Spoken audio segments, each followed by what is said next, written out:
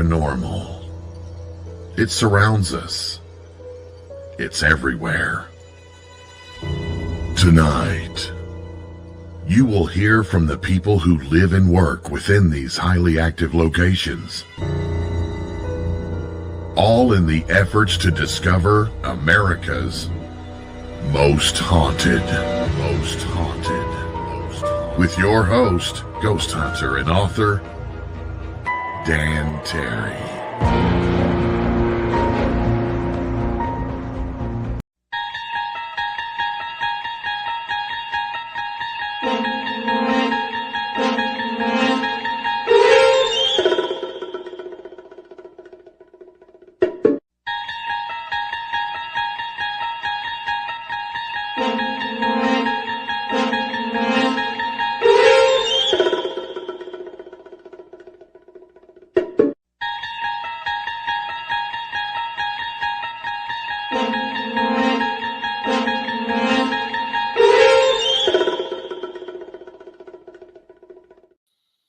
Good evening, boys and ghouls. I am Dan Terry, your ghost host with the most haunted. And if you couldn't tell by those pictures of Jackson Square and Reverend Zombies and all of this, we're going back to New Orleans. Well, I guess, yeah, one of the first trips I've made to New Orleans on this podcast.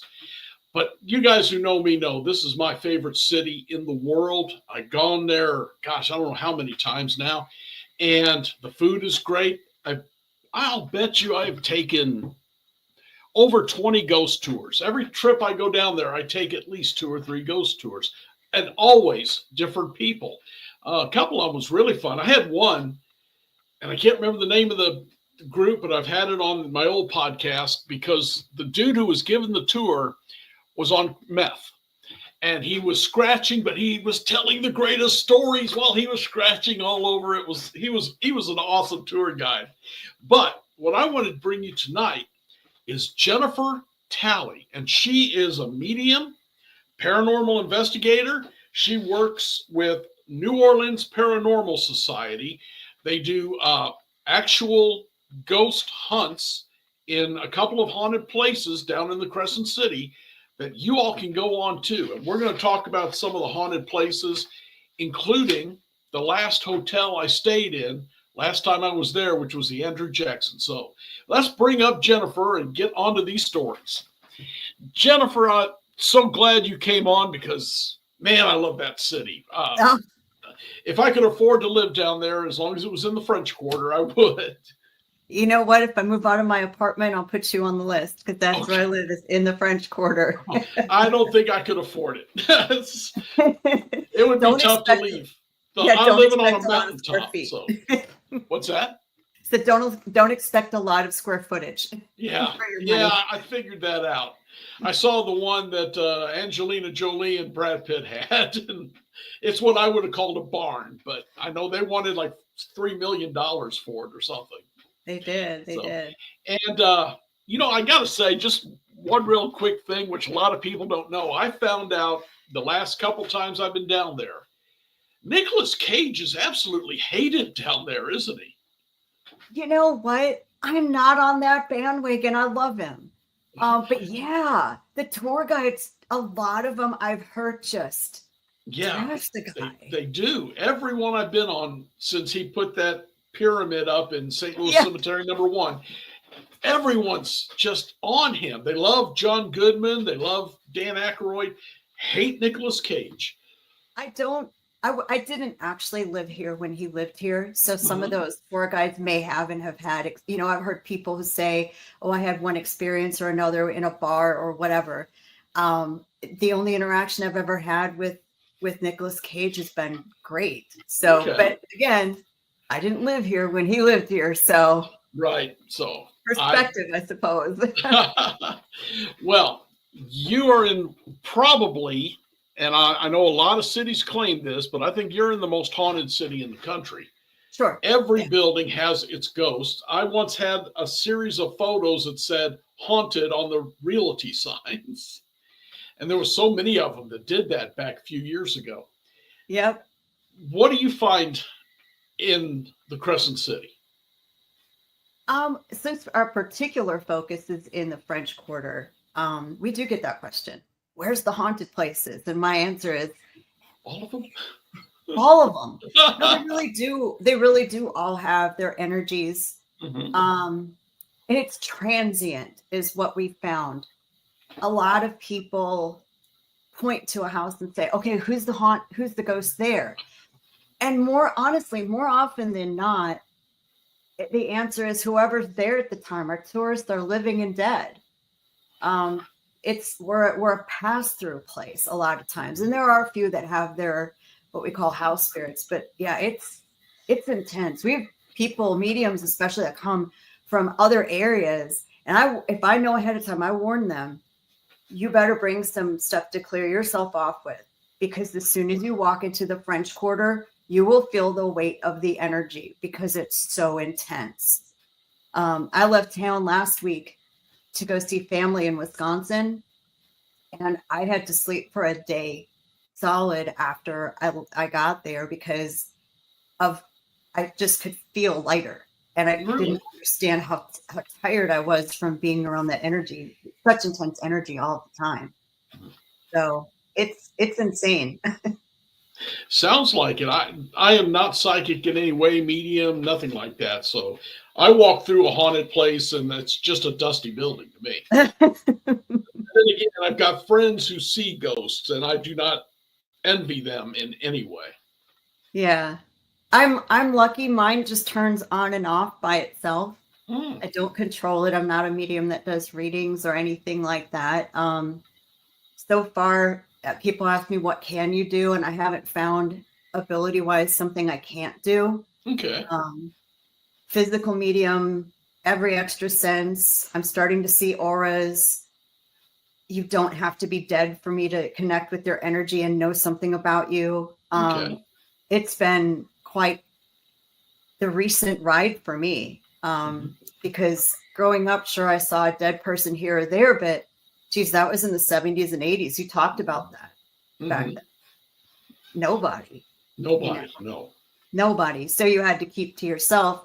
So honestly, it wasn't until I turned about 48 years old that I got to start accepting what I could maybe do and start working on it, which is a crazy journey in itself, you know? Was you living in New Orleans at the time, or was you somewhere else at that point? I was here in New Orleans. I was doing 2018, I was doing walking ghost tours, and I'd walk home and feel like this invisible wind, it felt like a stiff breeze pushing me around the quarter, but there was no wind.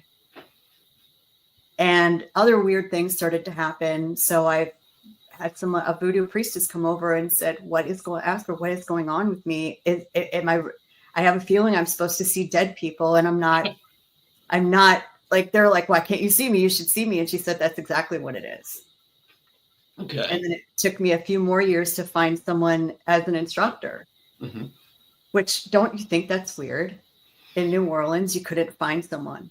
There's people professing to be that all on every street. Some of the signs I had on that little video was voodoo priestess, psychic, sensitive, mind reader, whatever. Yep. But they don't want to teach. Huh. Is that because of the competition down there? You know, I that was my gut feeling.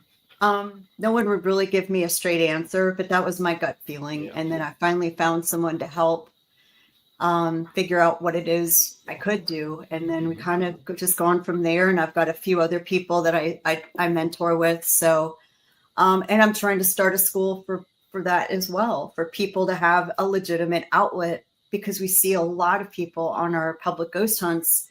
I mean, sometimes someone will walk into our check-in, and I'll look at them and say, how long have you been seeing dead people? And they're surprised. And then their first thing they ask me, what book can I read? Where can I go?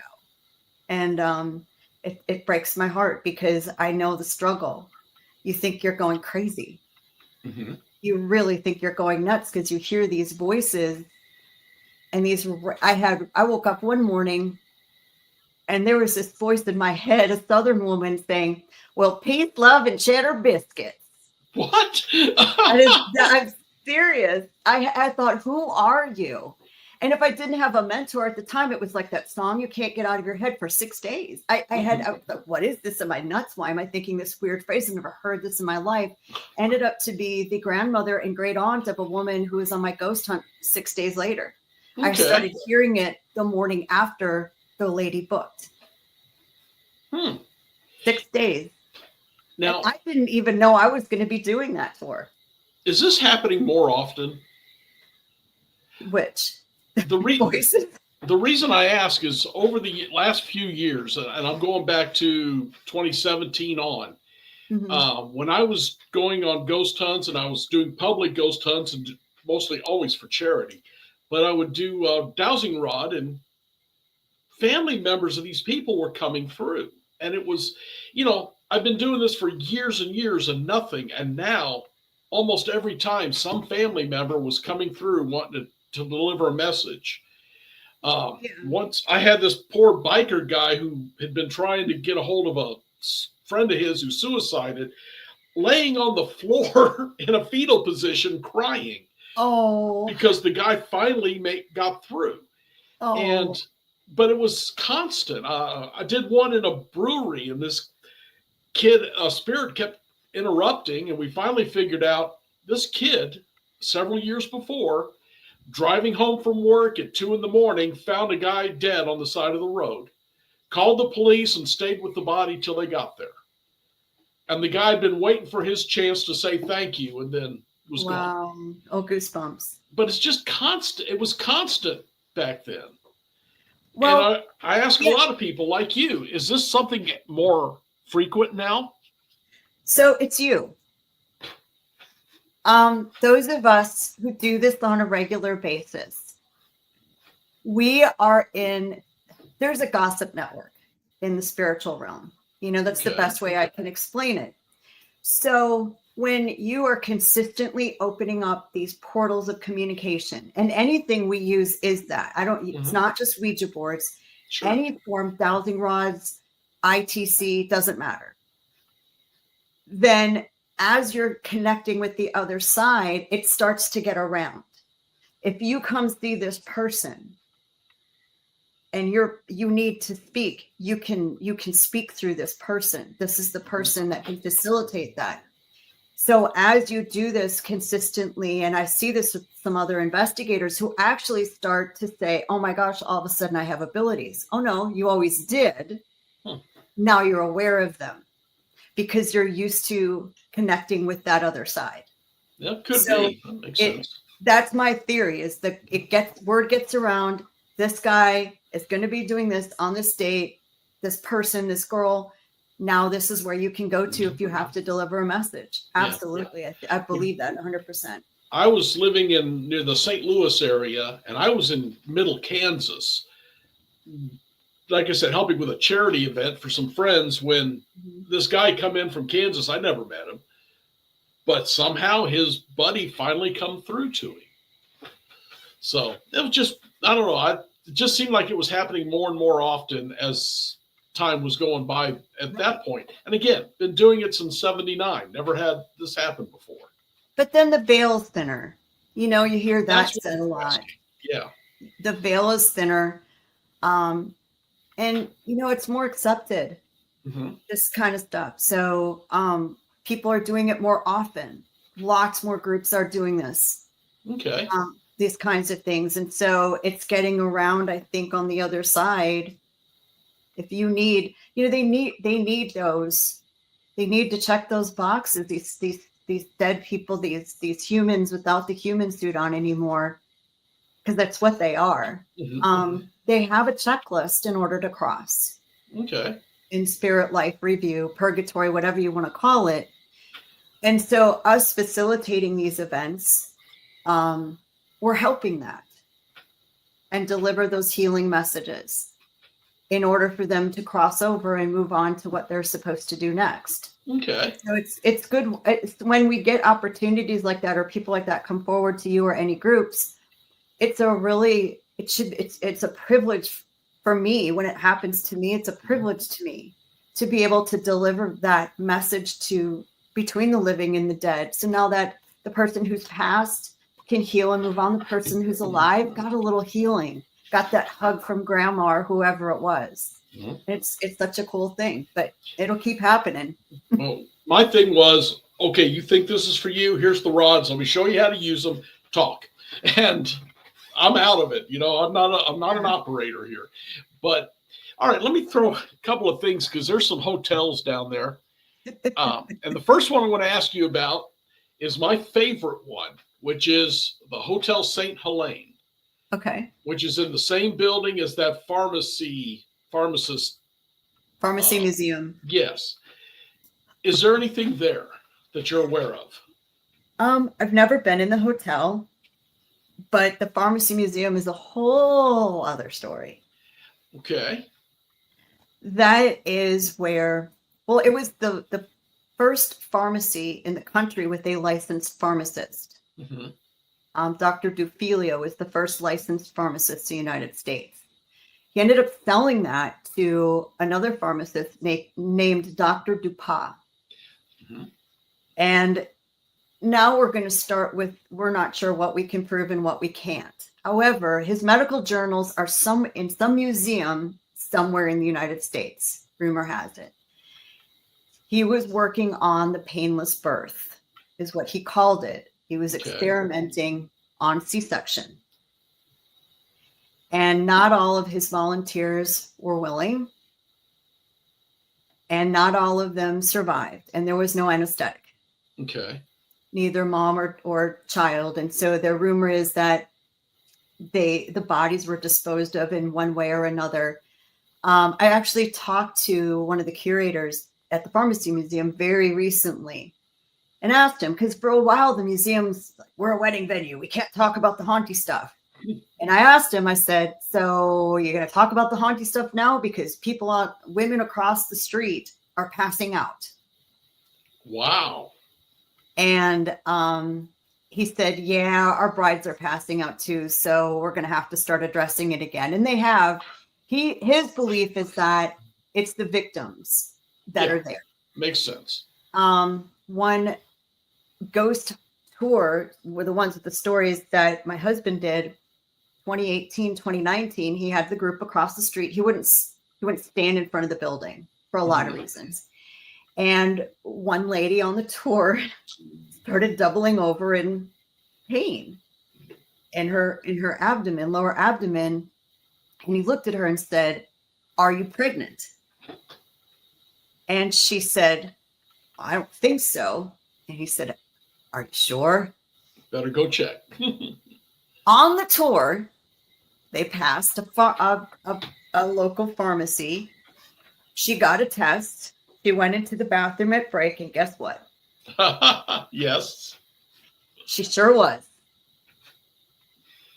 Mm. So all because she stood outside that building. So what do you think they can do to make this contain itself? Well, we're actually working with them to try to get us in there to do some events with them. For me, I think that we need to address the women. If it's as victims, we need to acknowledge and address them and encourage them to move on. They shouldn't be in pain anymore. Is this residual? Is this intelligent? We need to kind of really dive into who and what is there.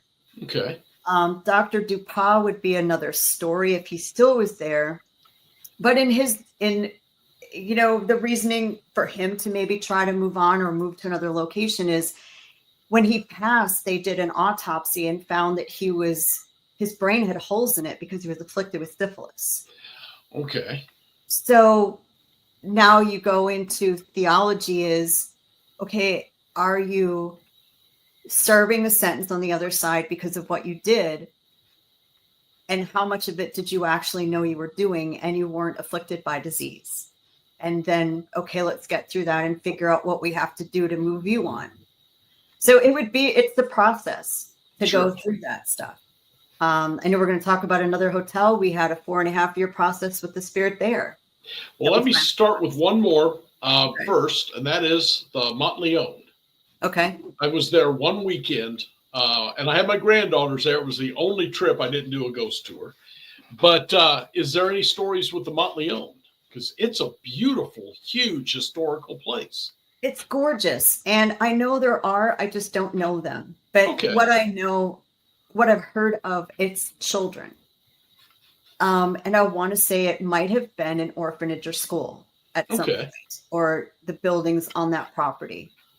So I've never heard anything negative about it.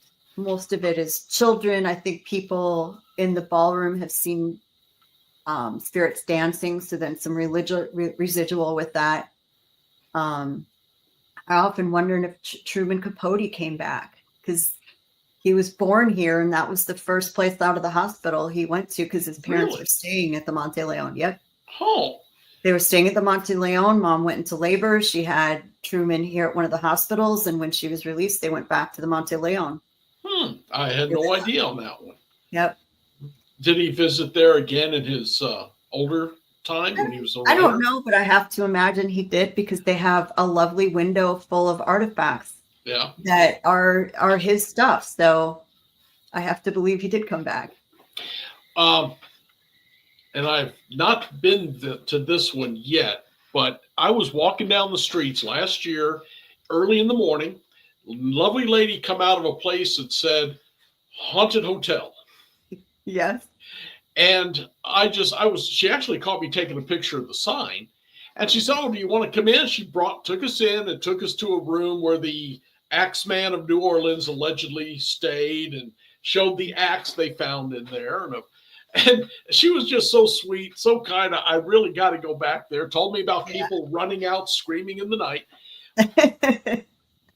What do you think of that one? And it won't stop me from going back. I'm just, because everything's haunted down there. One of the owners' name is Ginger, and we just love her. She's awesome. Is it probably haunted? Yes. Do I believe it's the Axeman? Not in your life. Okay. The Axeman was never caught. Right. First of all, we do not know who he was. Second of all, he never killed in the French Quarter. I did not realize that. Okay. Nope. Never. Not one of the. And third, he never brought his own axe. And I know that, and I don't know why I didn't catch that on earlier. Okay. So those are my 3 reasons for saying no. All right. I know there's some people that have done investigations, had a little REM pod. If you're the Axeman, make it green. And the light turned green. Ghosts lie. I've caught many of them. Yeah. So they are us without the human suit. We lie, they lie. It is what it is. So I would have to, there would have to be more evidence for me to say Axeman. But right, is it haunted? I'm sure it is. Mm-hmm. I'm sure there's stuff there. Absolutely. Yeah, the place has been there forever. Mm-hmm. The last place I stayed there was the Andrew Jackson. I really thought I'd find something there, and I didn't get anything. I guess it was just a slow day or something. But, well, actually, I guess I was there 3 days. But you surprised me when I mentioned the Andrew Jackson. We've been going there for over 6 years. Wow. And you didn't make it there in October while I was there. Great. No, we do. If you saw a group in the courtyard fussing around a supply closet in the back, that was us. No, I guess not. But most of the nights I was out checking out the streets, and especially around Jackson Square. I'm not that big a fan of bourbon anymore, but Jackson Square is wonderful. Yeah, it is. No, the Andrew Jackson is so. Let me know if I hit your room number. Do you remember your room number? Don't tell me. I can describe where it was at, but no, I can't remember the number. 208, 209, 211, 205, 110. So were you upstairs? Were you up or down? Down. As soon as you stepped through the hallway into the courtyard, it was the first or second room on the left. On the left. Okay. So that is close to 208. Okay. So, I mean, but still, but those room numbers are the ones that either we've stayed in or we know people who have gotten a lot of activity. And then there's their closet that we have exclusive access to, because, I mean, they don't want anyone in their supply closet. Gotcha. That the maintenance guy a few years ago asked us to check out because he'd straighten it up, come back the next day, everything be on the floor. Mm-hmm. So we checked that out for him and helped him solve that as well. But so that is honestly, we've got some clips, but that it's ridiculously haunted. I mean, Okay. it's kids from an old Spanish school and orphanage that stood on that property and the property next door. It's people who were executed when it was the courthouse. Okay. Some of I which did not know that was the courthouse. Yeah, it was our first district courthouse. One of the spirits. So during COVID, everything was shut down, and so we got to be in a lot of places you wouldn't normally get to go into. Mm-hmm. We sat in that courtyard one night, and we met a spirit who told us his name was Paul. And over the course of an hour, he told us that he was convicted of clubbing his mother to death, and he didn't do it, and he will not cross until his name was cleared. Wow. So we worked with him until the end of June this year. We found out his court case was 1832 when he was executed. Those court records were destroyed in Hurricane Katrina. Mm-hmm. He gave us the last name of Garrett, but that is not his name. We also realized, or I did, Paul was a free person of color. Okay. So what we did, well, I'll ask you, in 1832, who would have made up a free person of color's jury? Oh, it would have been white men. They were the only ones allowed to be on a jury or vote. Exactly. So the approach we took for Paul was telling people they go into the closet, they sit in a chair. We've got cameras at the entrance of the closet, to the SLS camera, to see what's going on. Mm-hmm. And we asked them, if you want to talk to Paul, ask him about his case and tell him, if you think he is, tell him you think he's innocent. You wouldn't convict him if you were on the jury, particular emphasis on white men. Mm-hmm. He would not refuse to claim the last name he was given because it would have been given to him. That would not be his birth last name. So finally, the end of June, we asked Paul, are you ready to cross? And he said, yes, I am. And he asked my husband to bring me, which I don't know why, I've never done that before. But I walked in and I could feel my husband had tried before, he wouldn't go with these two girls there that he didn't know. Mm-hmm. And when I walked in, it was that, but it was also that he had developed a friendship with us. Okay. And he was afraid to go because he said he'd miss us. Which, I mean, wow. Touching. Yeah. And so I told him, I said, Paul, my grandmother's with me. She's crossed and come back. You can do the same. You don't believe me? Ask her. You don't have to believe me. Right. But you need to be with your family. You've been here long enough. So we did it in the middle of one of our ghost hunts, that public ghost hunts. We asked the people on the group, do you mind if we do this tonight? Mm-hmm. And they said, absolutely not. So we did. Wow. And we've asked a few times since we've been back, is Paul still here? And the other spirits keep telling us, no, he's gone. Okay. So I'm sure he will return. He's just got to get used to the new digs. He does. And I hope, you know what? I hope he spends a lot of time with his family on the other side for once. He deserves that. Yeah. He needs to heal. Yep. And so that was one of the crazier things we've done on these hunts. All right, Jennifer, I got to step away for just a minute. Okay. So if you'll hold on, be right back. I got more to talk about on the Crescent City. All right, guys. Boy, I love that city. That was great. I wish I'd have known they were there when I was there. I definitely would have been on that one. But I think I took just one or two ghost tours that time. And I did go to a former Catholic thing that's allegedly had vampires in it for an article I wrote. But the Crescent City is awesome. If you haven't been there, you're missing out. But you got to stay in the French Quarter.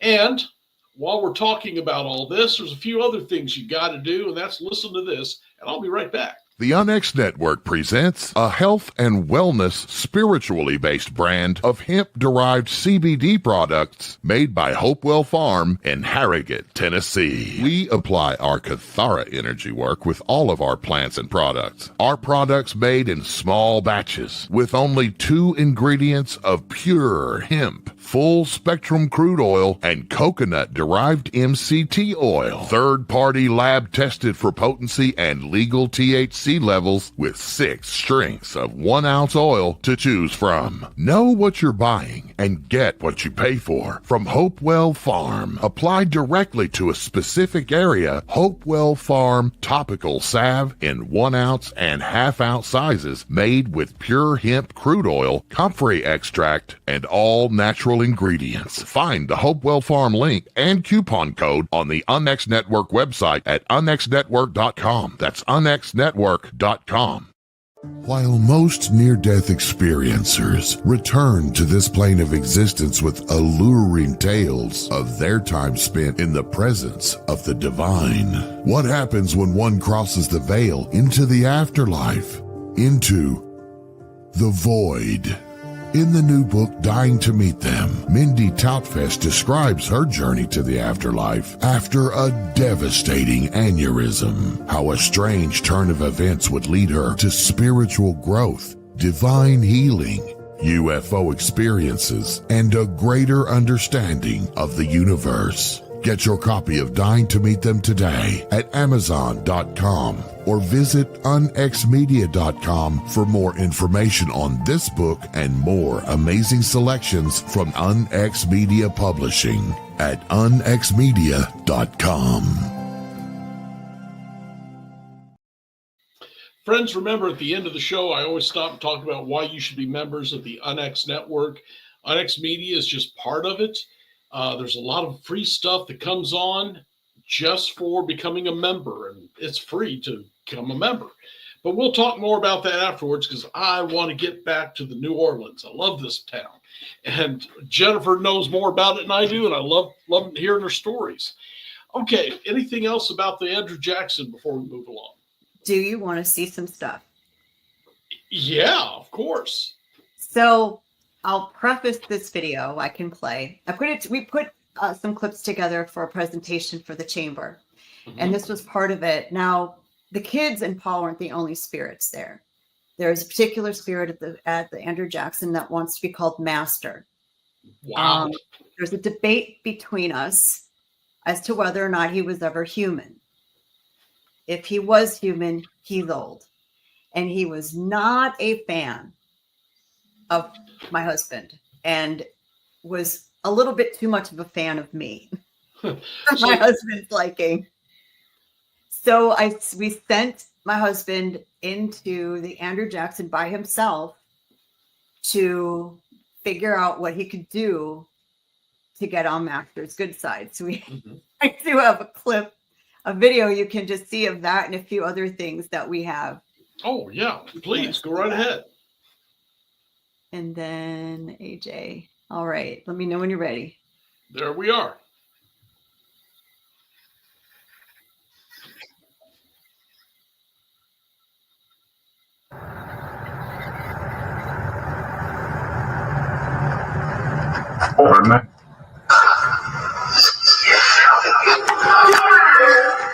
You said did you say you see me filming you? Is that what you said?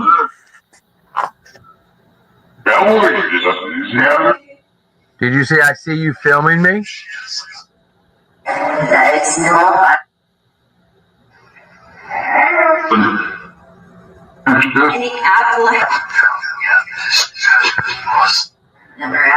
Is this Master in here?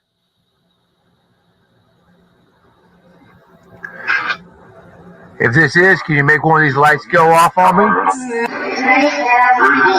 I'd like to talk to you to find out why you don't like me.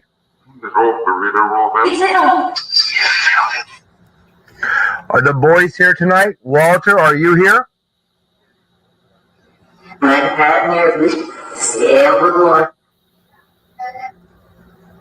You're here, Walter? I hear you just not say yes?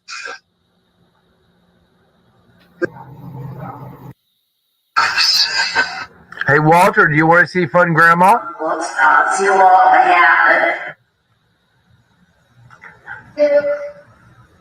Yep.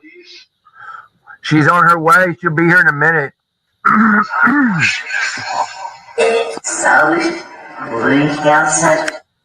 Do you know my name?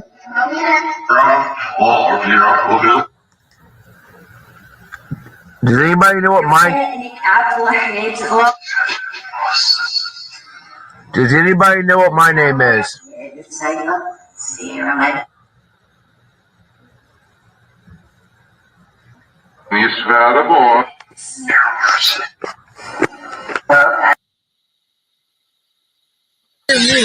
If you guys come right here, come down, I'm fine. Come right here, and this is where you talk. Come say hello. Look, I got the candy right here. I have a little alert. So guys, this is the underground hotel. So this and this one okay. This is a cornstalk centric building that grew back in 1788. This is one property that candy. Did you eat candy? I bring candy. Yes, I brought candy. Yeah. Oh, it's Doing a high five. Come here. Check that out. And there's nobody there. There's nobody there. There's nobody in there but her. But yet the dots keep going off. Oh, that kid likes you, Sahara. That's a child. No doubt about it. Okay, he left. Go. He's gone. And I found nothing while I was there. Wow. I wasn't ghost hunting that much. My daughter and son-in-law aren't into that. So No, yeah, not everyone is, but that's just over the last few years, just we don't record a whole lot on the public hunts because we're teaching people how to use the equipment. So the few times we can, but it's insane. It's so active. what hotel should I try to get into next? What's one I should try? The Hotel Provincial Building 5. Hotel Provincial Building 5. Okay. Building 5. That was our first hospital here in New Orleans called the Royal Military Hospital. Okay. What street's that on? It's on Charter Street. All right. 1024 Charters. It's a family-owned hotel. It's 4 different buildings, even though the back building is Building 5. But that's another place we investigate as well in the public hunts. And that's very, very active to military, to doctors, to soldiers, to people from Gallatin Street, which is the French Market, which was a party area. It's crazy. And it's actually, and I have a clip of this too. We do some, you try to get direct responses. You do ghost hunts, right? When you do, if you can find a way to get a direct response instead of just general who's here, right? You do it. And New Orleans was the gambling capital of the United States. Most people do not know that. Sure. The French brought roulette, traveled up Mississippi. The Spanish brought a game called polka, which is poker. Craps was originated here in the Marigny. So we gambled. We just did. So one of the methods I use is blackjack. Okay. We play blackjack with the spirits at the Provincial because it was in such close proximity to a place that would have had gambling halls. So do you want to hear that? Well, of course. All right, let's hear it. It's insane how direct some of this. And then I'm going to go here. Okay. I'm going to add it. Let me know when you're ready. Whenever you're ready, go right ahead. Oh, except for the Joker. Joker? Yeah, I was going to say probably not a good thing. One card up to him. One card down to you. One card up to him. One card up to you. Ooh. Okay, so twice to hit, once to stay. Stay. Did you hear that? No. Are you sure? Are you sure? That's a 7 versus a 10. So hit me means another card. Okay, that's twice. I think that's another card, right? Oh, 17. Ooh, that's hard. Would you like to hit or would you like to stay? I stay. I stay. Oh, good call. I'm afraid. 18. Unfortunately, you lose. I'm sorry. Oh, no, he's gonna take his money. Just one. Oh, just one? One. All right, there you go. Did not mean to steal from you. So you gotta put one into play. One into play. All right, so one up, one down, down. Ooh. All right, so twice to hit, once to stay. 9. I say the amount of hand. You had nine. Oh, you want to get to 21. You need to get to 21. Would you, Pass? So hit, remind him, hit means another card. so hit is another card. Right? Would you like another card? There we go. That is a good hand. Would you like to stay? No more cards? Yep, there we go. Okay. We're I gonna just play got this. chills, dude. Let's see what we get. That's 21. I'm sorry. Do you want a new dealer? That was incredible. Yeah. I could hear him saying hit. Hit and stay. And you said 9, which is 6 and 3 was 9. What they had. We've had them because blackjack is new. We've had them. Some of them that are newer, deceased. We'll say double down. At particular times, they're getting to the point now where they hit and stay at very outside of the book rules. And it's almost like they can see, they're looking at the next card. I don't doubt it. It's insane. So we leave the pennies in a place for them. I didn't at first, and they were getting mad. I thought, oh yeah, I'm not paying you out. I'm not paying you out. So we do leave the pennies now. What device was you using there? So the spirit box is called an MCOM from Supernatural Inc. Katie Stafford is who builds it, and they're amazing. Katie and KT. Katie is husband, KT is wife, and that's all they've got their own show, they've got their own investigations, and the equipment they build is all ITC, and it's so cool. I've got 2 MCOMs. I've also got an ink box from them, which is a little bit more traditional radio. The MCOM is a random sweep of FM frequency. Most of the spirit boxes are linear, in stations in order, but that one is random, and it slows a bit when the EMF spikes, which is kind of cool. So if you see it, you'll see a blink, and you can actually, if you listen to it a couple times, you'll hear it slow just a bit. So that was, and so the rule is the K2, blink it twice for a card, once to stay, or you can use the spirit box. Okay. So, crazy. That was amazing. That one was a shock to me. Yeah. That one was really good. You've got a podcast coming up soon. You want to talk about that a little bit? So we are going to do a podcast called Radio Paranormal. We have a laundry list of people that are going to come on, and part of it is also going to be updates on our locations. We've had some people ask, is Master still there? Is Priest, it's another energy at the Andrew Jackson. What else have you caught here? What else have you caught there? So part of that's going to be a little bit of, hey, this is what we caught this week. This is where we went. This is who came forward. And then it's not just going to be about New Orleans. We're going to have some things about New Orleans. It's going to be a lot of people in the industry coming out to talk about, hopefully Supernatural Inc. will come on and talk about their devices. Horn Paranormal, who builds our SLS cameras. Hopefully, I know they're going to come on. Probably Marilyn Bast and Mike. Sorry, Mike, I can't say your last name. I'm going to have to learn. They have Para with the Normal. It's a new show on Beacon.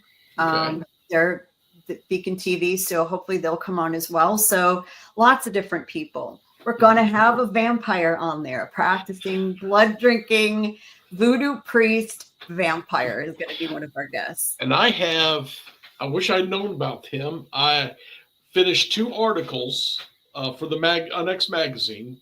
One was on vampires in America, and the other was vampires in New Orleans.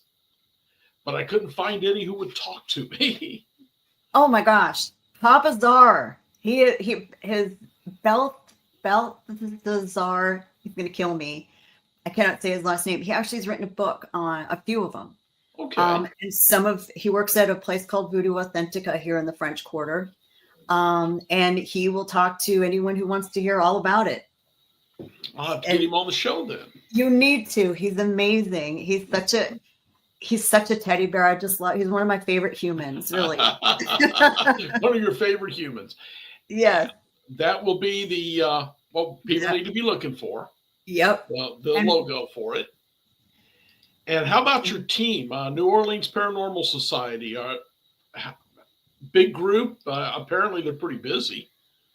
So there's 4 of us that are full-time investigators. Okay.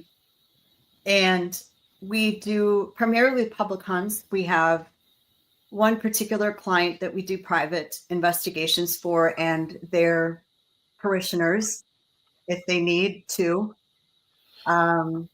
We don't do many private hunts anymore. We used to. Mm-hmm. We refer most of those out, but primarily we're the public hunts. This last place we investigated for a friend was the property that Marie Laveau's house used to stand on. The owner, it's a shotgun double now. Marie Laveau's house was a real cottage. It's on Queen Anne Street. And we investigated that for the owner because he spent 8 months of not being able to rent it out, where people would walk in and walk back out and said, Now, I've been by that place, and is it the actual house she lived in, or was it the property her house was on? it's the dirt her house was on. Okay. Her house was destroyed early. Catch me if I'm lying here. 1900s, after she passed by accident. And then a shotgun, the current building, which is a shotgun double, which is shotgun houses are just straight, Right. you know, one long hallway, room. So it's two of those put together now. Okay. And that had a lot of stuff going on in it, let me tell you. Well, share a little bit. We got a couple minutes left. And we do have some clips, but so left side, right side. Left side was what we called the clean side, which is a little bit more adjacent to where her Creole cottage would have been. Mm-hmm. A lot lighter energy. We had audio and video. I have to find it. I've been looking through our stuff because we spent 3.5 days there. Of what sounded like a snake crawling on the floor. You could hear the hissing, and you can see this thick crystal ball roll on the floor, almost like it was passing by. So that would have been her snake zombie or one of his descendants. Now the other side. Yes. That was something else. So you've seen a GS2 laser grid. Mm-hmm. So the bottom couple of lights were going off. And we found that those were originally what some people, I wasn't there the first night, they thought they were imps energy, but they were actually water loa, healing energies, lower level from voodoo that Marie would have worked with. Okay. They were there. But there were two other energies there. One has followed us to another location. His name was Dave. He was a rapist and serial killer of women.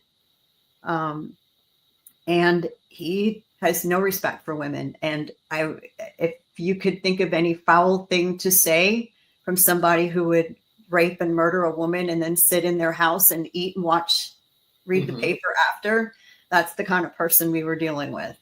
Okay. And then in the back was there's some residual energy of a woman in a tub who was murdered, and two other of her family members And that was an energy in the back that sacrificed the family to appease a demonic energy so he could gain their power, who was also deceased. So he made the wife watch him murder her baby and husband before he murdered her. Oh my God.